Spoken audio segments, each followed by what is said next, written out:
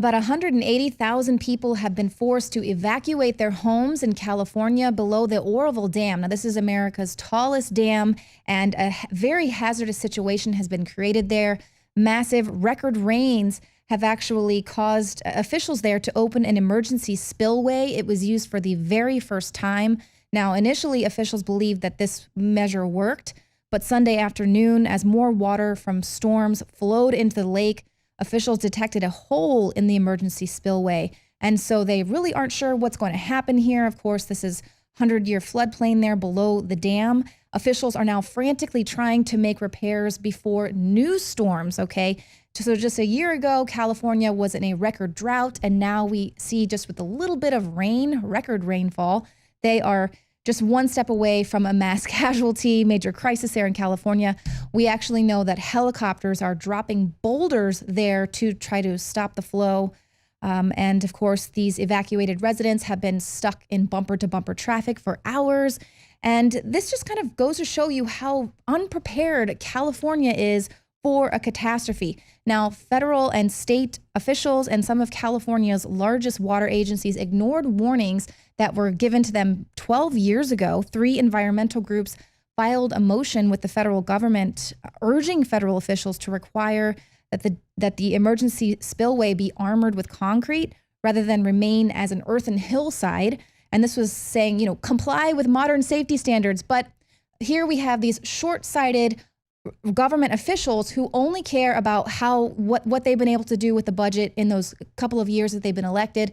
They're very short-sighted. They don't care about the long-term consequences of cutting the budget when it comes to infrastructure spending because they just want to get reelected. And so what you're seeing here is a Federal Energy Regulatory Commission rejecting that request after the Department of Water Resources and any other water agencies that were likely to have to pay the bill for these upgrades. They said, this is very unnecessary. And this includes agencies that give water to 19 million plus residents in Los Angeles and San Diego. So they're getting a lot of their water from Northern California. So they want the water, but they don't want to have to pay for it because, it's not in my county. And so what we're seeing is that the state of California takes in massive tax dollars. They collect taxes on virtually everything. And the state relies on 3 main sources for revenue: personal income tax, sales tax, and corporate tax. So 65% of the budget there in California is on personal income tax, with the top 1% paying half of all of that state income tax.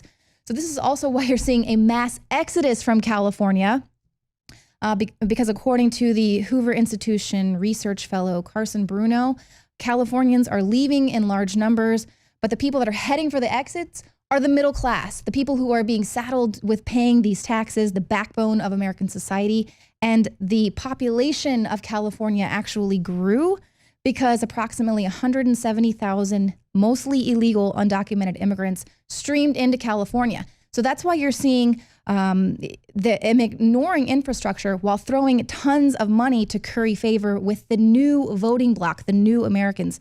University of California rolling out $25 million to fund illegal immigrants' education. The city of Los Angeles announced a $10 million illegal immigrant fund. So this would set up this legal aid fund to pay the legal expenses of illegal aliens facing deportation under Trump. California waived, they got the request waiver to offer Obamacare to illegal immigrants, so the taxpayers are paying for that. And a new study released by the Federation for American Immigration Reform found that providing education, healthcare, law enforcement, and social and government services to illegal aliens and their dependents costs Californians $25.3 billion per year. So despite this overwhelming evidence that illegal immigration represents an unsustainable fiscal burden to the state, they are continuing to find new ways of providing privileges and services to illegal aliens while completely neglecting the needs and concerns of California residents. So the breach of the Oroville Dam is just a sentinel of the failing infrastructure of the United States. We'll just have to wait and see if President Donald Trump is able to do something productive with that $1 trillion in bipartisan money coming his way.